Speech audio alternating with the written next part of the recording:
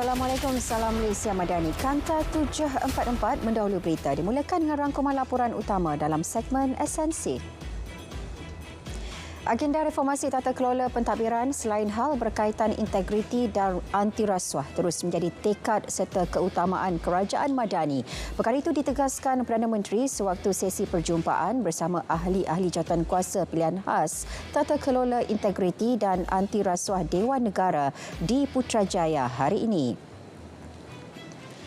Dasar Sosial Negara 2030 yang dilancar hari ini bukti komitmen kerajaan membina negara yang lebih sejahtera, inklusif dan progresif. Timbalan Perdana Menteri berkata fokus dasar itu menetapkan hala tuju sosial negara serta mengenal pasti dan menyelesaikan isu sosial secara holistik. Menurutnya, negara memerlukan sebuah dasar sosial yang lebih komprehensif dan menyeluruh untuk memacu agenda pembangunan sosio-ekonomi. Stok bekalan dan penyimpan beras negara kini mencecah 1.1 juta tan metrik. Menteri Pertanian dan Ketajanan Makanan memaklumkan ia mencukupi untuk penuhi keperluan lebih 5 bulan. Kementerian juga sedang teroka kawasan-kawasan berpotensi di Sabah dan Sarawak untuk dijadikan sebagai jelapang padi negara. Kehadiran aset maritim China di Laut China Selatan lebih kepada pasukan pengawal pantai, bukannya kapal tentera laut. Sehingga kini tiada sebarang tindakan agresif dilakukan terhadap pasukan maritim negara. Timbalan Menteri Pertahanan mengesahkan situasi semasa adalah selamat dan terkawal. Pembekuan permohonan kuota penggajian pekerja asing diteruskan. Menteri Dalam Negeri berkata hal itu kerana jumlah pekerja asing dalam negara didapati menghampiri jumlah siling yang ditetapkan. Namun kerajaan akan meneliti dan membuat pertimbangan semula berhubung ketetapan pembukaan kuota penggajian pekerja asing. Isu berhubung keperluan pelesinan terhadap penyedia perkhidmatan pesanan internet dan media sosial mulai tahun depan. Kementerian Komunikasi sangkal dakwaan Gabungan Internet Asia. Kononnya pembangunan kerangka pelesinan itu tidak libatkan proses rundingan. Tegas timbalan menterinya, beberapa siri rundingan dan libat urus bersama pihak berkepentingan telah diadakan. Tiada layanan 2 darjat terhadap penjawat awam yang tidak menandatangani option SSPA. Menurut Ketua Pengarah Perkhidmatan Awam, mereka yang tidak memilih option SSPA akan kekal dengan sistem saraan Malaysia dan tidak akan menikmati pelarasan gaji dalam skim baharu yang berkuat kuasa 1 Disember ini. Tambahnya, menerusi SSPA akan beri lonjakan baharu kepada sistem penyampaian awam negara selain ia lebih menekankan kebajikan kaki tangan awam.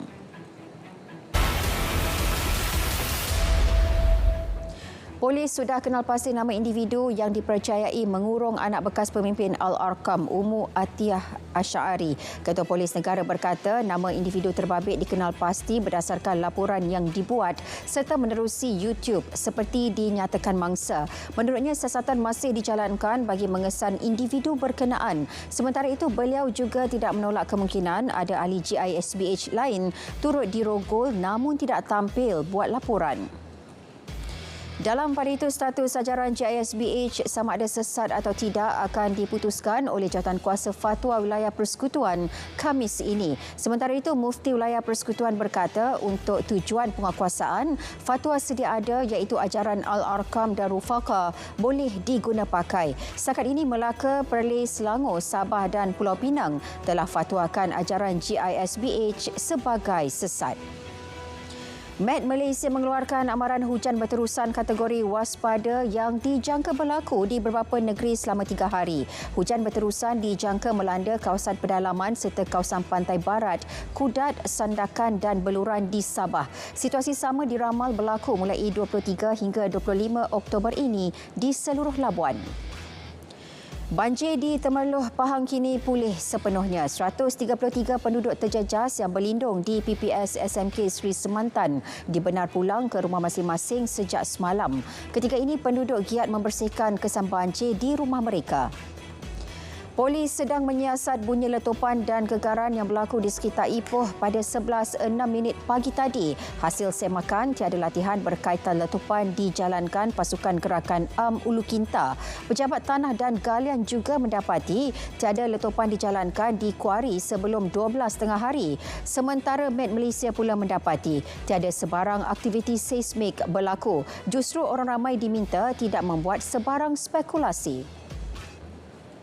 628 penjenayah alam sekitar dengan 394 kertas siasatan dibuka sepanjang 5 tahun operasi bersepadu khazanah dilaksana sejak 2019. 470 orang daripadanya warga tempatan dan selebihnya warga asing.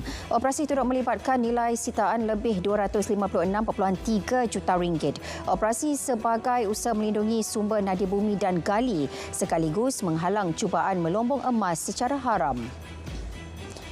Sepasang kekasih antara 19 warga asing yang ditahan polis di sebuah premis Taman Nusa Bestari Iskandar Puteri selepas disyaki menjalankan kegiatan judi blackjack awal pagi tadi. Serbuan turut merampas kotak dan daun terup serta wang tunai bernilai lebih RM52,000 dipercayai hasil wang taruhan. Kesemua suspek kini direman 4 hari hingga 24 Oktober. Operasi penguasaan Akta Kawalan Produk Merokok demi Kesihatan Awam 2024 dilaksana bersama Jabatan Kesihatan Negeri Terengganu dan pelbagai agensi lain termasuk PDRM. Fokusnya aktiviti pemasaran dan promosi tidak beretika yang disasarkan terhadap golongan kanak-kanak serta remaja. Pelibatan PDRM bagi membolehkan tindakan undang-undang diambil selepas operasi dilakukan. 214 kartun minuman keras dipercayai tambah cukai kastam bernilai lebih RM98,000 dirampas menerusi 2 serbuan berasingan di sekitar Gelang Patah. Kedua-dua operasi yang dilaksana sekitar Tanjung Pelepas pada 16 dan 17 Oktober lalu berjaya menahan 2 lelaki. Suspek pertama mempunyai rekod jenayah lampau berkait dadah dan kini dibebaskan dengan jaminan polis, manakala suspek kedua direman 10 hari hingga 27 Oktober. Lelaki warga asing diberkas kerana dipercayai melakukan khianat ke atas beberapa kenderaan di parkir terminal bas Batu Pahat semalam. Suspek berusia 25 tahun ditahan selepas perbuatannya tular di media sosial. Kejadian berlaku pukul 3.30 petang semalam. Sebilah pisau lipat turut ditemukan bersama suspek. Cubaan seludup 1 tan daun ketum ke Thailand berjaya digagalkan Maritim Kuala Perlis awal pagi semalam selepas sebuah bot fiber tanpa nombor pendaftaran dilihat bergerak ke arah sempadan negara jiran itu.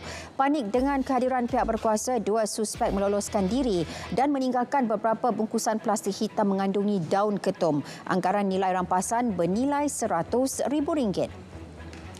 Selepas 10 jam dilaporkan hilang, mayat seorang pencari lokan ditemui awal pagi tadi di Muara Sematan, Kampung Terusan Jaya, Sarawak.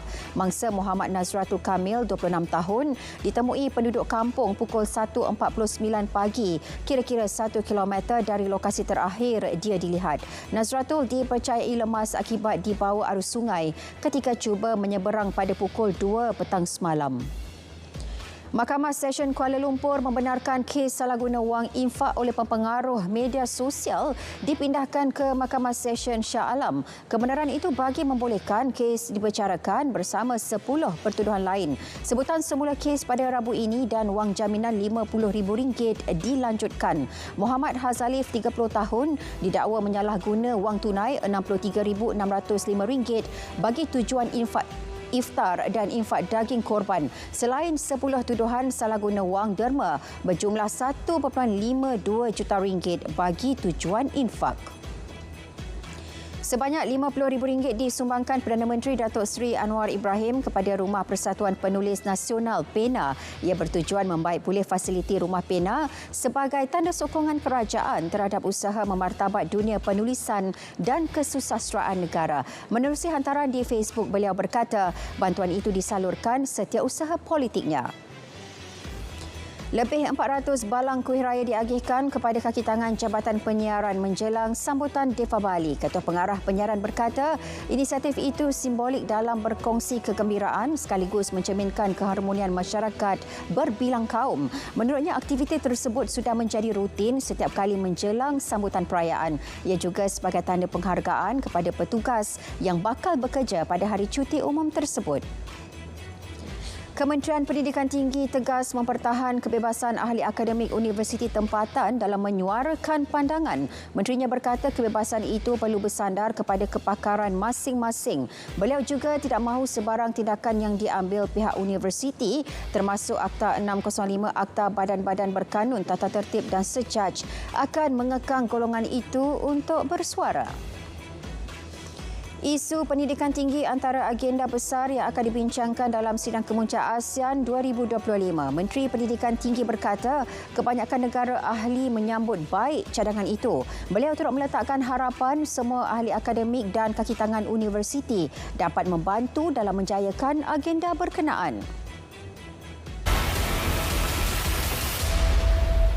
Potensi penyertaan Malaysia dalam rangka kerja BRICS secara strategik akan membuka peluang ekonomi baharu dan meningkatkan akses pasaran negara. Penyertaan ini dilihat langkah penting ke arah penyepaduan yang lebih mendalam dengan ekonomi global utama. Menurut Pengarah Institut Negara Asia dan Afrika di Universiti Negara Moskow, pelibatan dalam BRICS bukan sahaja meningkatkan prospek perdagangan Malaysia tetapi meletakkannya sebagai pemain utama dalam perbincangan ekonomi serantau.